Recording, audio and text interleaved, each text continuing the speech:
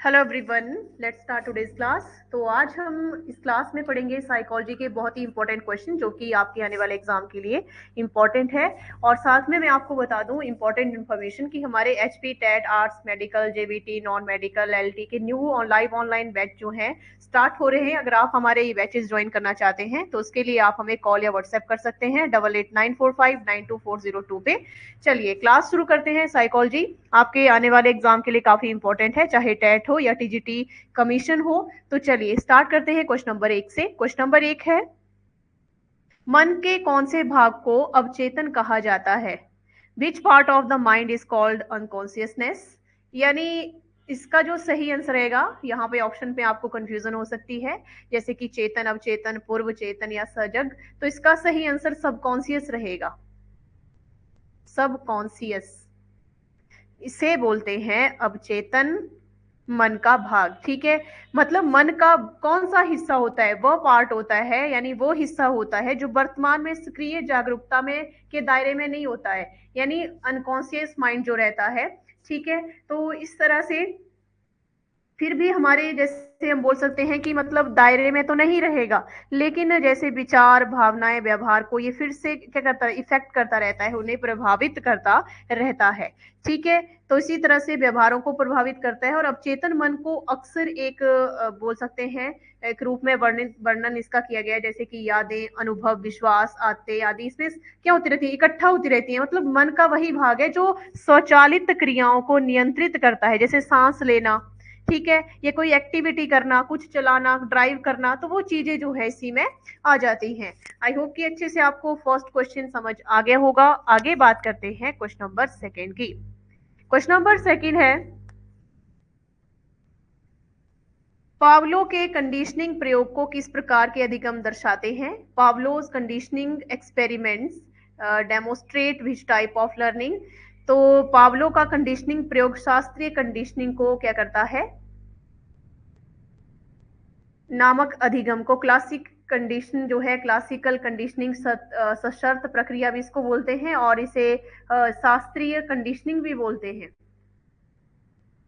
शास्त्रीय कंडीशनिंग को नामक अधिगम लर्निंग को दर्शाता है। Option B is correct answer. ठीक है, तो इस तरह से ये जो है एक प्रकार का सहचर्य अधिगम, इसको इसे एसोसिएटिव लर्निंग भी बोल सकते हैं।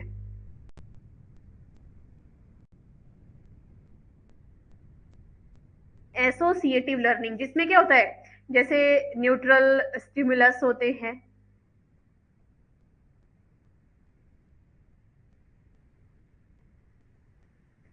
तटस्थ उद्दीपक इनको कहते हैं। किसी स्वाभाविक प्रक्रिया प्रतिक्रिया नेचुरल रिस्पॉन्स जो हमारा रहता है उससे जुड़ा होता है, जिसके बाद हम जैसे कि हम बोलते हैं न्यूट्रल स्टिमुलस भी प्रक्रिया उत्पन्न करने लग जाते हैं।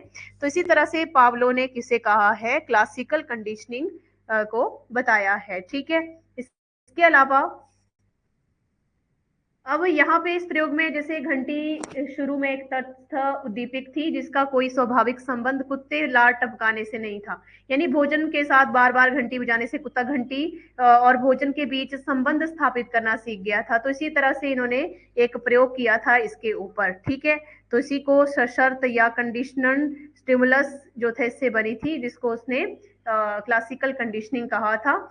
ठीक है, तो ये अच्छे से आपको समझ आ गया होगा। एंड आगे बात करते हैं क्वेश्चन नंबर 3 की। मेयर्स ब्रिग्स टाइप इंडिकेटर किसका परीक्षण करता है? Myers Briggs type indicator measures what? व्यक्तित्व के प्रकार, बुद्धि के स्तर, या शैक्षणिक योग्यता, या संवेग? तो इसका सही आंसर आएगा जो लोगों को उनके व्यक्तित्व प्रकारों को समझने में मदद करता है, पर्सनैलिटी टाइप्स। इसका राइट आंसर रहेगा ऑप्शन ए। ठीक है, तो इस तरह से यह व्यक्तियों को 16 अलग अलग अलग अलग व्यक्तित्व प्रकारों में वर्गीकृत करता है, क्लासिफाइड करता है। ठीक है, और इसी तरह से आधारित है, जैसे अंतर्मुखता, ठीक है, बहिर्मुखता, संवेदन, अंतर्ज्ञान, सोच, भावना, निर्णय, धारणा इत्यादि इसमें आ जाती है। ठीक है, व्यक्तित्व विकास इत्यादि जो है आते हैं इसमें। ठीक है, तो आपको ये भी अच्छे से समझ आ गया होगा। ऑप्शन ए इसका सही आंसर रहेगा। एंड क्वेश्चन नंबर 4 डिस्कस करते हैं। एकाग्रता कंसंट्रेशन के लिए कौन सा अभ्यास उपयोगी माना जाता है? Which practice is considered useful for improving concentration? तो इसका सही आंसर क्या आएगा?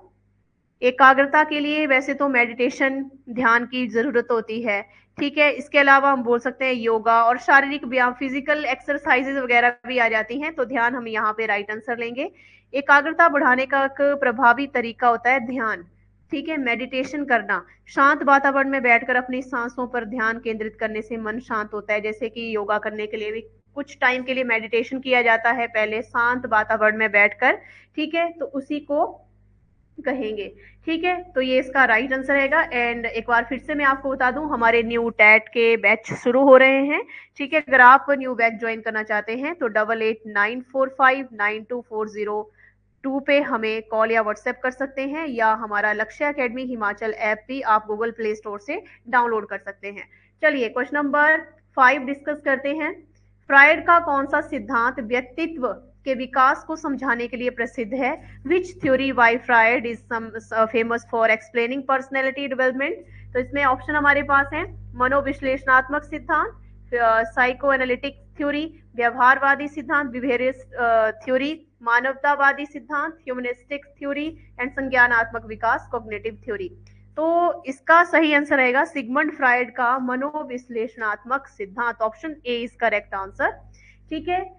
तो व्यक्तित्व के विकास को समझने के लिए प्रसिद्ध है, और इस सिद्धांत में सिगमंड फ्रायड ने व्यक्तित्व को 3 भागों में विभाजित किया है। कौन कौन से आपको पता ही होंगे।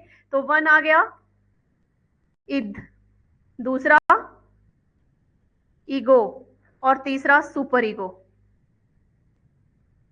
तो 3 जो है इसने 3 वर्गों में विभाजित किया है, इद, अह और पराह।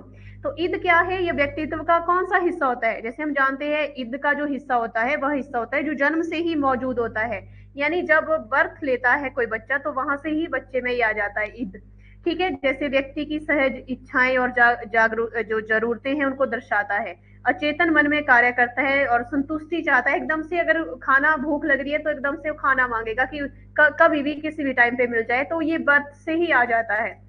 ईगो की अगर हम बात करते हैं तो अहम जो है ये व्यक्तित्व का कौन सा हिस्सा होता है?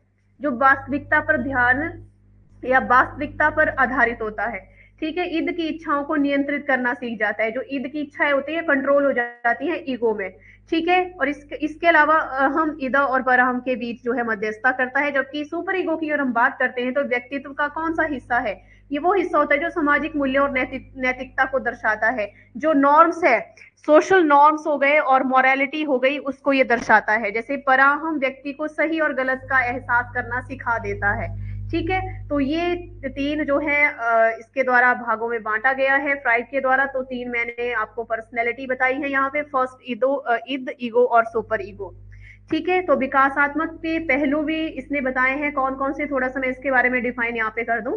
तो सिगमंड फ्राइड ने व्यक्तित्व विकास को 5 चरणों में इसकी 5 स्टेजेस बताई हैं। कौन कौन सी स्टेजेस आपको पता ही होगा, जैसे मौखिक व्यवस्था जिसको ओरल स्टेज कहा जाता है, कब से कहां तक? 0 से 18 मंथ के जो बच्चे हैं ओरल स्टेज में आ गए, ठीक है। दूसरा एनल स्टेज, सेकेंड स्टेज इसने क्या बताई है? एनल स्टेज, इसको गुदा अवस्था बोलते हैं, 18 महीने से 3 वर्ष तक के बच्चे। जबकि तीसरी स्टेज इसने बताई है लिंगीय अवस्था, फैलिक स्टेज। फैलिक स्टेज 3 से 6 या 8 साल के बच्चे, ठीक है। जबकि नेक्स्ट आ गया लेटेंसी स्टेज, 6 साल से यौवन तक, ठीक है। सुप्त अवस्था भी इसको बोलते हैं। और 5वीं अवस्था इसने बताई है जिसका नाम है जन्नांग, जेनिटल स्टेज, यौवन से व्यस्तता तक।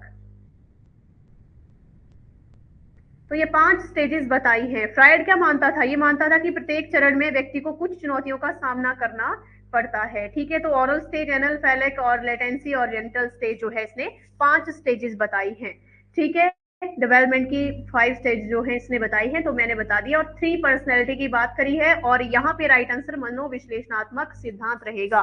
तो क्वेश्चन आपको अच्छे से क्लियर हो गए होंगे, वेरी इंपॉर्टेंट है आपके आने वाले एग्जाम के लिए। तो इस तरह से इस वीडियो को ज्यादा से ज्यादा लाइक और शेयर करें, साथ में हमारे यूट्यूब चैनल को भी सब्सक्राइब करें।